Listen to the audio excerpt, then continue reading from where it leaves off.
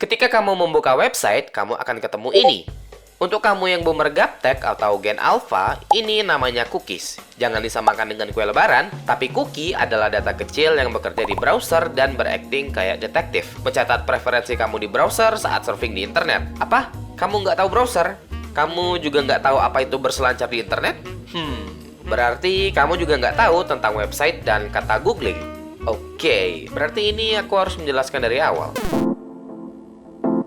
Pertama kali diciptakan oleh Tim Berners-Lee di tahun 1990, gampangnya browser itu software atau aplikasi yang digunakan untuk mencari dan menampilkan website. Dan website itu sendiri adalah sebuah media untuk menampilkan informasi, sama kayak aplikasi pada umumnya. Pada era ini, website itu stateless, yang berarti website nggak ingat kamu ngapain aja, nggak ada login, nggak ada preferensi, nggak ada kamu. Jadi, complete anonymous. Masalahnya muncul di tahun 1994 ketika user mengunjungi e-commerce atau all shop, user perlu menambahkan barang ke keranjang atau cari item lain di halaman lain. Masalahnya, server nggak bisa mengingat ini. Jadi, ketika user pergi ke halaman lain untuk lihat-lihat, server akan lupa sama item yang ada di keranjang. Kejadian ini memang belum terjadi, tapi sebagai programmer yang baik, mereka sudah memprediksi akan hal ini. Mana isi keranjangku? Nggak tahu, tanya yang mau tanya saya. Disinilah engineer di Netscape bernama Lou Montulli menciptakan HTTP cookie. Nama cookie itu sendiri muncul dari Magic Cookie, yaitu sebuah paket switching dari program Unix. Cara kerjanya cukup simpel. Ketika kamu masuk ke sebuah website baru, server mengirim HTTP response dengan header khusus bernama setCookie. Contohnya kayak gini. Session ID itu data yang sebenarnya. Expires memberitahu browser kapan harus menghapus cookie ini. Kalau nggak ada expires, maka cookie akan dihapus waktu browser ditutup. Path mendefinisikan URL mana di website yang bisa mengakses cookie ini. Slash berarti seluruh site. Domain menentukan domain mana yang bisa membaca cookie ini. Ini crucial untuk memahami tracking yang akan kita bahas sebentar lagi. Secure berarti cookie hanya dikirim melewati HTTPS, bukan HTTP biasa. Ini mencegah seseorang mengintercept cookie kamu di jaringan yang tidak aman. HTTP only adalah flag keamanan yang mencegah JavaScript mengakses cookie. Setelah browser menerima header set cookie ini, ia akan menyimpan cookie di dalam database. Saat kamu masuk ke website yang sama, browser akan mengirim cookie ini ke server yang berisi kamu dan preferensi kamu. Jadi, alurnya adalah server mengirim set cookie, browser menyimpannya, terus browser mengirimnya kembali dengan setiap request. Server kemudian membacanya dan tahu siapa kamu. Itulah mekanisme fundamental dari cookie.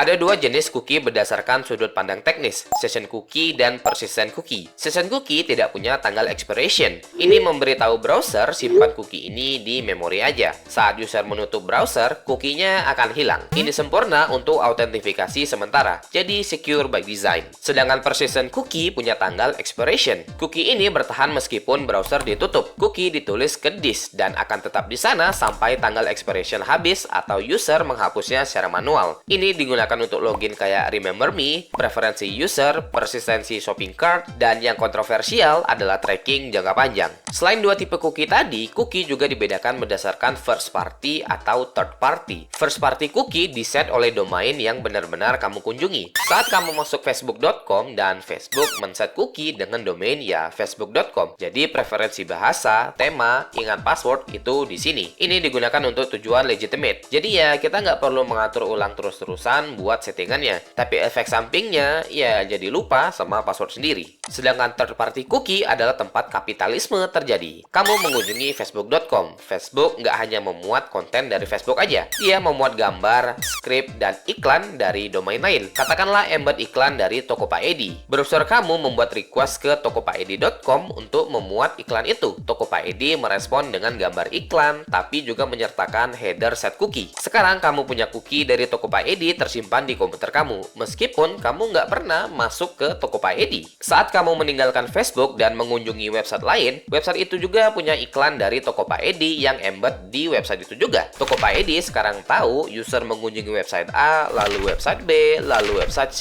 Dan semuanya, setiap kunjungan dicatat membuat profil detail tentang perilaku browsing kamu. Satu cookie bisa melacak kamu di ribuan website. Mereka tahu apa yang kamu baca, apa yang kamu belanjakan, pandangan politik kamu, kesehatan kamu, bahkan situasi finansial kamu. Semua disimpulkan dari pola browsing kamu. Lalu mereka menjual data ini ke pengiklan atau menggunakannya untuk menyajikan iklan bertarget. Dan teknik yang lebih GG disebut dengan cookie sizing. Gimana nih bacanya? Atau cookie matching. Cookie berbeda berbagi tracking ID mereka satu sama lain untuk membangun profil yang lebih lengkap. Ini menciptakan web surveillance di mana puluhan perusahaan berkolaborasi untuk melacak setiap gerakan kita secara online. Bukan hanya satu perusahaan yang mengawasi kita, tapi seluruh ekosistem. Ini kita udah kayak ternak aja disuruh nonton iklan. Oke, jadi dengan semua power yang dimiliki oleh cookie, pertanyaannya apa ada limitnya? Satu cookie maksimal 4 KB.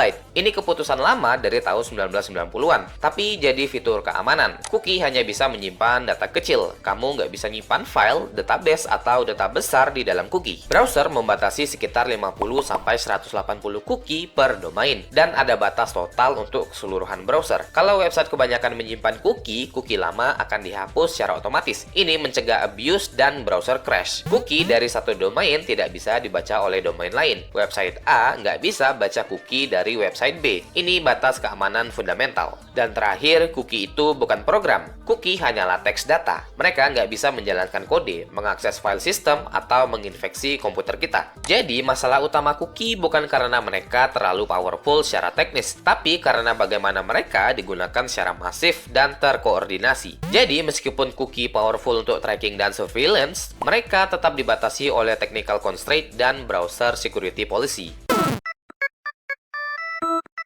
Di tahun 2023, channel YouTube-nya Linus Tech Tips itu dihack, jadi live streamingnya Elon Musk. Untuk detail kejadiannya, kalian bisa lihat langsung di YouTube channelnya Linus. Tapi simpelnya gini, salah satu member bisnisnya tim LTT dapat email yang kelihatannya kayak sponsorship offer. Di email itu ada file yang kelihatannya kayak PDF, tapi ini bukan PDF. Ini executable program yang pakai icon PDF. Begitu file diklik, malware yang kemungkinan Redline Stealer ini nggak 100% benar, jadi jalan di background.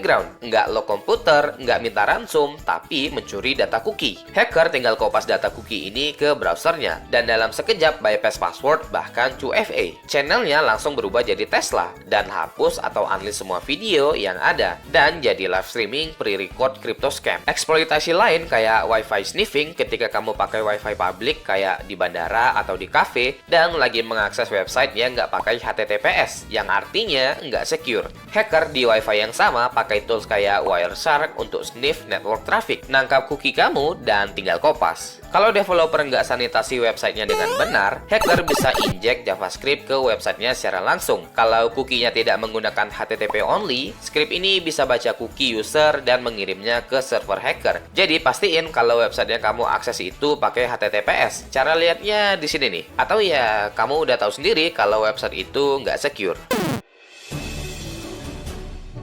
Oke, jadi sekarang gimana cara kita melindungi diri dari semua tracking, pencurian, dan manipulasi ini? Langkah pertama, hapus cookie kamu secara berkala. Tentu nggak semuanya, untuk website-website yang kamu jarang kunjungi aja. Kedua, pakai mode incognito untuk browser hal yang sensitif, if you know what I mean. Ketiga, konfigurasi browser kamu untuk memblokir third-party cookie, atau kamu bisa pakai ekstensi browser. Keempat, ganti browser yang fokusnya ke privasi usernya, kayak Brave atau Mozilla. Masalah cookie ini sudah cukup serius sampai Uni Eropa ikut campur. Tahun 2002, EU merilis e-privacy directive, yang sering disebut dengan cookie law. Itulah kenapa di kebanyakan website sekarang itu ada cookie banner. Tapi perubahan terbesar datang di tahun 2018 dengan GDPR. GDPR tidak khusus tentang cookie, tapi mengatur personal data secara ketat. Intinya, website harus meminta persetujuan berdasarkan informasi. User harus tahu data apa yang dikumpulkan dan untuk apa. User punya hak untuk mengakses dan menghapus data tersebut. Akibatnya, cookie banner muncul di mana-mana. Tracking mulai dibatasi, dan browser seperti Safari dan Firefox mulai agresif memblokir third-party cookie. Masalahnya, banyak website yang mematuhi hukum secara teknis, tapi melanggar secara etika. Reject button disembunyikan, accept button dibuat mencolok, dan ya, usernya dibuat bingung secara sengaja. Emang kalian pernah baca ini secara lengkap? Paling ya kalau nggak reject all, ya accept all. Jadi gitulah ya tentang cookie. Kayak biasa kalau ada yang kurang atau salah, silakan koreksi. Anyway, bye.